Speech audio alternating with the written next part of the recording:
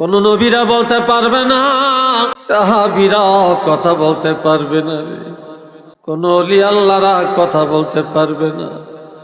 সেদিন কোন আলিম ওলামা, সেদিন কোন নেতা নেত্রী কথা বলার ক্ষমতা পাবে না। প্রত্যেকের জবান বন্ধ হয়ে যাবে।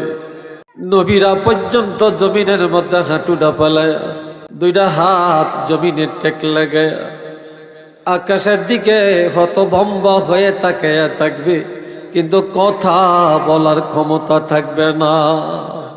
তবে রব্বুল আলামিন সেদিন আল্লাহর দয়া ছাড়া কোনো দয়া নেই। সেদিন রব্বুল আলামিন দয়া করে, মায়া করে, অনুগ্রহ করে যাকে কথা বলার অনুমতি দিবেন, তিনি সেদিন আমার আল্লাহর সাথে কথা বলতে পারবেন। এই ছাড়া কারো ক্ষমতা থাকবে না রে।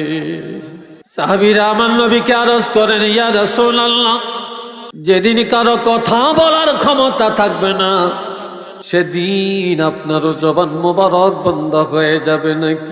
এ ভাইরা রে আমার, সাহাবীরা বললেন, আপনারও জবান মোবারক বন্ধ হয়ে যাবে নাকি? নবীজি বললেন, না না না, যেদিন প্রত্যেকের জবান মোবারক বন্ধ হয়ে যাবে, কেউই কথা বলতে পারবে না, সেদিন একমাত্র আমি রহমাতুল লিল আলামিনের জবান মোবারক আমার আল্লাহ বন্ধ করবে না।